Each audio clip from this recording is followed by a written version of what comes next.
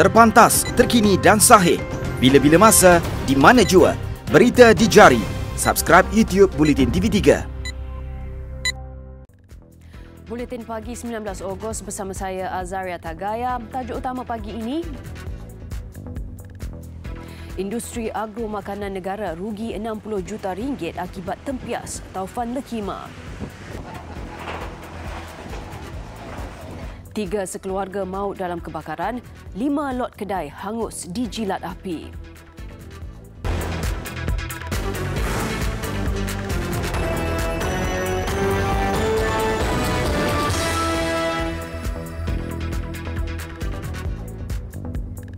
Assalamualaikum dan salam sejahtera.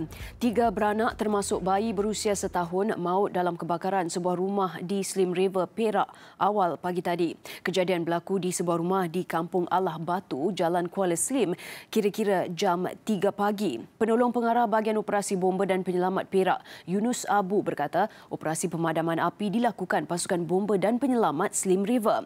Operasi dibantu anggota Balai Bomba Kuala Kubu Baru, Selangor dan Tanjung Malim. Ketika operasi pemadaman dijalankan, anggota menemui 3 mayat mangsa dalam keadaan rentung di bilik pertama rumah. Mayat mangsa dipercayai pasangan suami isteri berusia 30-an dan bayi mereka berusia setahun lebih. Ketiga-tiga mayat berkenaan dibawa ke unit forensik Hospital Slim River untuk bedah siasat.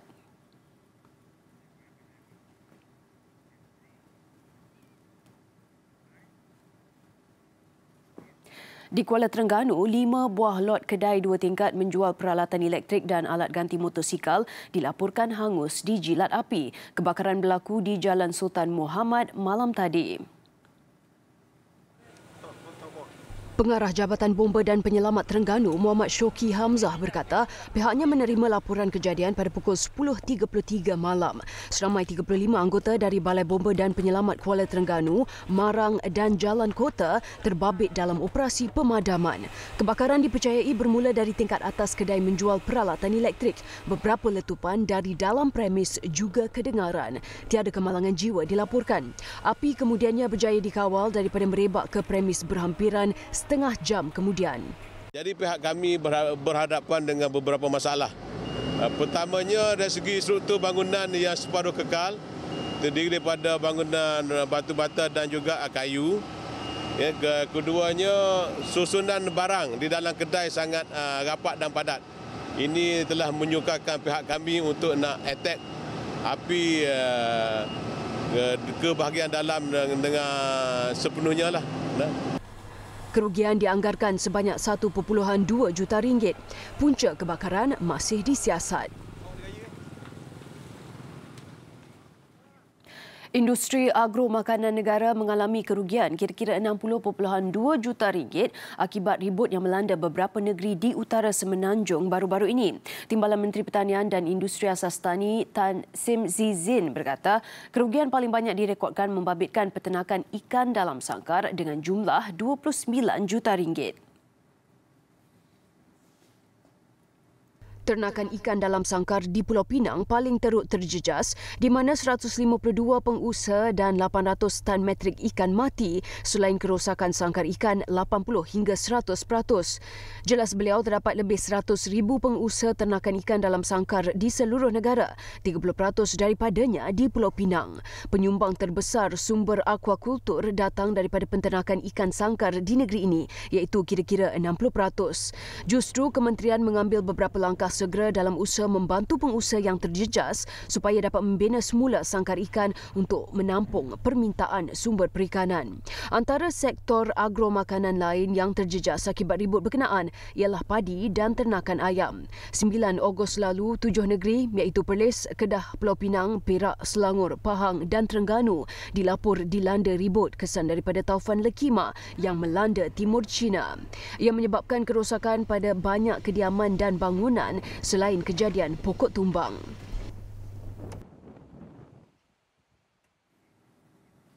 Seorang penternak kambing di Marang, Terengganu ditahan atas dakwaan mengedar dadah bernilai RM60,250. Ketua Polis Daerah Marang, Deputi Superintenden Muhammad Suhaimi Ali berkata, suspek berusia 40 tahun ditahan dalam serbuan hasil maklumat awam.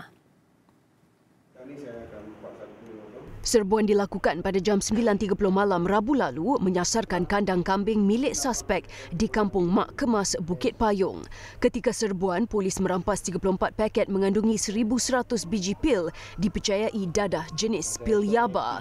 23 paket ketulan kristal disyaki dadah jenis syabu dan 2 paket mengandungi 14 biji pil dipercayai Airman 5. Nilai rampasan dilaporkan antara yang terbesar dibuat di daerah terbabit. Turut dirampas alat penimbang digital disyaki digunakan untuk menimbang dadah, wang tunai RM1,300 dan risit bayaran pembelian atas nama suspek. Semua barang rampasan termasuk dadah dijumpai di dalam 2 beg dan sebuah kotak plastik yang disorokkan di atas lantai tingkat atas kandang kambing berkenaan. Siasatan awal mendapati lelaki yang memiliki 7 rekod jenayah lampau berkaitan dadah itu bergerak aktif dalam aktiviti pengedaran dadah terbabit sejak Mei tahun lalu. Suspek diremand selama 7 hari sehingga 21 Ogos ini.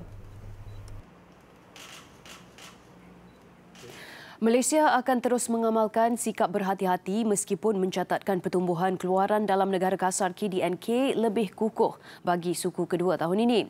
Menteri Hal Ehwal Ekonomi Datuk Seri Muhammad Azmin Ali berkata data turut menunjukkan bahawa ekonomi Malaysia kekal berdaya tahan walaupun terdedah kepada ketidaktentuan global. Bucking the regional trend during the second quarter of 2019, the economy experienced outstanding growth of 4.9%, supported by a steady domestic demand, particularly private consumption, and a strong recovery in the production of mining and quarrying sector. Nevertheless, we remain vigilant against any headwinds to come and will maintain fiscal discipline even as we do our best to spur growth. Beliau berkata demikian ketika menyampaikan ucapan alu-aluan pada Majlis Perasmian Kongres Statistik Sedunia Institut Statistik Antarabangsa ke-62. Datuk Seri Muhammad Azmin turut menekankan kepentingan peranan statistik yang tepat, relevan dan kena pada masanya sebagai asas pembentukan dasar dan keputusan selain menjadi panduan untuk kerajaan melaras semula dasar tidak tepat. Tegasnya sekiranya Malaysia memiliki dasar terbaik yang dirangka berasaskan statistik tepat namun tanpa integriti, ketelusan dan kebertanggungjawab,an, objektif akhir itu tidak mungkin dapat dicapai.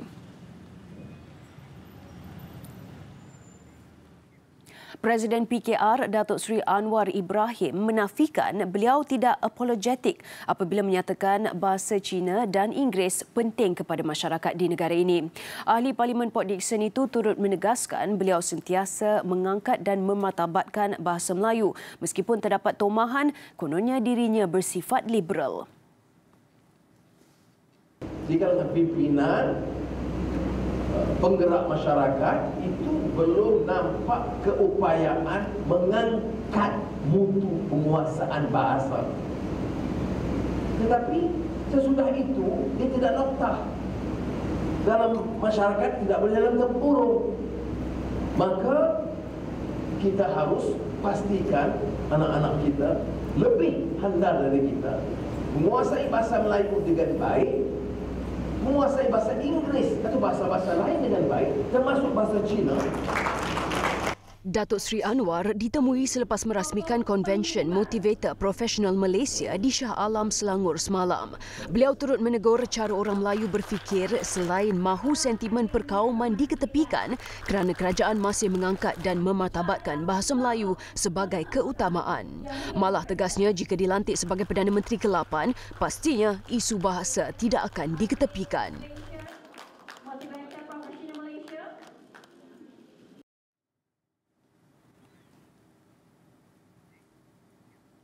Biarpun media baru dikatakan menguasai generasi pembaca masa kini, akhbar sebagai media arus perdana mampu berperanan dalam menangani ancaman berita palsu.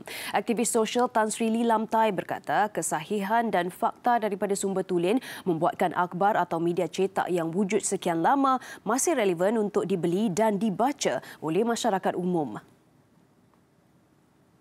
Katanya pada masa ini orang ramai lebih merujuk kepada berita dalam talian meskipun tidak pasti tentang kesahihan sesuatu laporan itu. Malah ada beberapa portal yang menukarkan isi kandungan berita mereka setiap beberapa jam setelah mendapatkan semula fakta sebenar. Akhbar juga boleh dijadikan dokumen rasmi untuk disimpan dan dijadikan bukti penting, tidak seperti maklumat dalam talian yang senang diubah dan dimusnahkan. Dalam pada itu, Tan Sri Lee menggalakkan institusi pengajian tinggi dan sekolah melanggar akhbar bagi meningkatkan penguasaan bahasa dan kemahiran tata bahasa. Langkah itu dapat meningkatkan ilmu pengetahuan am dan isu semasa dalam kalangan pendidik dan pelajar.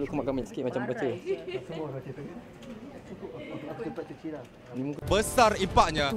Selepas hasilnya, pantas menampilkan prosiding ini secara keuangan maya. Berita di jari. Subscribe YouTube Bulletin TV3. 4 orang maut dan 9 mangsa lain cedera selepas diserang seorang pesakit di sebuah hospital psikiatri di Bukares, ibu kota Romania. Menurut laporan media tempatan, pesakit lelaki berusia 38 tahun itu datang sendiri ke hospital terbabit di Sapoka. Suspek dikatakan masuk ke dalam sebuah bilik rawatan sebelum menyerang pesakit lain menggunakan tiang alat pemindahan darah. 3 daripada pesakit terbabit cedera di kepala dan maut di tempat kejadian. Sementara mangsa keempat meninggal dunia kemudiannya di hospital. 2 daripada 9 mangsa cedera dalam serangan itu kini berada dalam keadaan koma.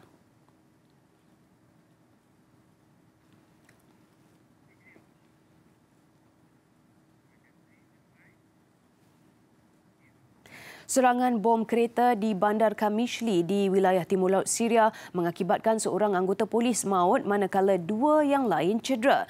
Jurucakap polis Kurdish berkata bom kereta itu diletupkan berhampiran sebuah sekolah melalui alat kawalan jauh. Bom terbabit diletupkan sewaktu sebuah kereta peronda polis Kurdish lalu di kawasan itu tidak jauh dari kedudukan tentera Syria. Setakat ini tidak ada pihak yang mengaku bertanggungjawab terhadap serangan itu. Ia adalah serangan kedua di Kamishli dalam tempoh lebih sebulan.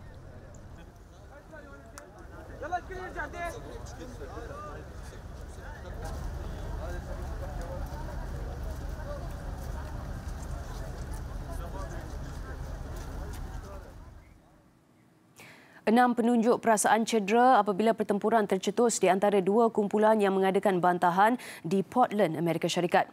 Polis menahan 13 orang yang didakwa mencetuskan kekecohan dan memiliki senjata tanpa permit. Sekumpulan penunjuk perasaan sayap kiri bertindak mengadakan bantahan bagi menentang perhimpunan yang dianjurkan oleh kumpulan sayap kanan.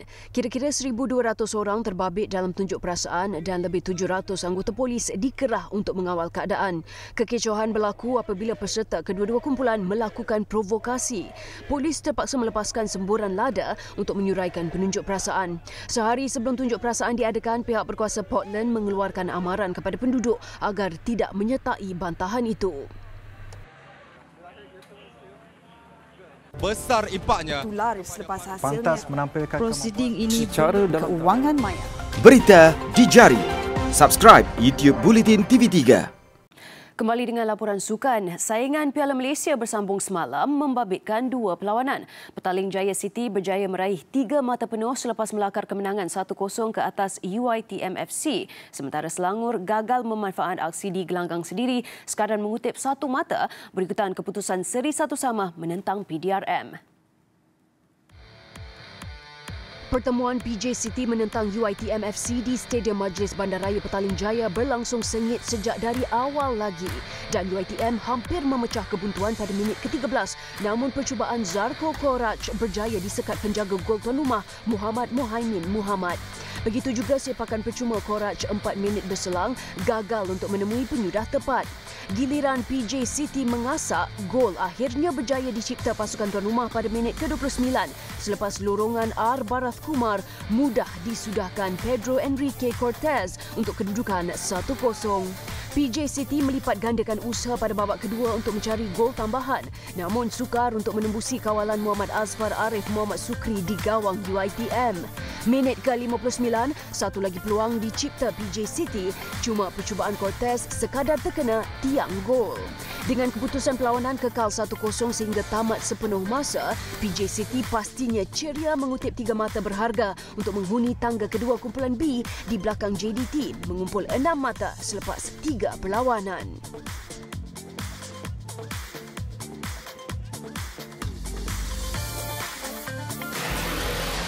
Sementara itu, di Stadium Shah Alam, pertemuan Selangor menentang PDRM turut berlangsung sengit apabila kedua-dua pasukan tampil dengan aksi berbalas serangan. Bermula dengan percubaan PDRM menerusi sepakan penjuru, diikuti beberapa serangan balas Selangor yang sedikit tersasar. Kekal 0-0 tamat separuh masa, Selangor akhirnya berjaya memecah kebuntuan 7 minit sebaik aksi bersambung. Hantaran Khairil Muhyiddin Zamri berjaya disudahkan Sandro Da Silva untuk kedudukan 1-0. Namun PDRM pantas membalas berpunca dari sepakan percuma yang diambil Syahur Ain Abu Samah. Arzim Rekzovic mudah menanduk masuk gol penyamaan ketika permainan memasuki minit ke-59. Cubaan PDRM untuk mencari gol tambahan terutamanya menerusi Uche Agba pada minit ke-70 bagaimanapun berjaya disekat Khairul Azhan Muhammad Khalid. Keputusan 1-1 kekal hingga tamat 90 minit permainan. Beralih ke perkembangan Liga Perdana Inggeris, Chelsea gagal memanfaat aksi di gelanggang sendiri apabila diikat Leicester City dengan keputusan seri 1-1. Mendahului seawal minit ke-7 hasil sentuhan Mason Mount, kelebihan yang diraih Chelsea bagaimanapun dipadam Wilfred Ndidi pada minit ke-67 permainan dan keputusan seri 1-1 pastinya menambah tekanan kepada pengendali Frank Lampard. Sementara itu, jaringan tunggal John Lundstrom pada minit ke-47 membantu Sheffield United merakam kemenangan pertama dalam kempen Liga Perdana setelah naik pangkat dari Liga Kejuaraan musim lalu. Dengan itu, sekian paparan Buletin Pagi. Terus ikuti platform digital dan media sosial Buletin TV3 untuk pelbagai perkembangan terkini. Saya Azaria Tagaya, salam hormat.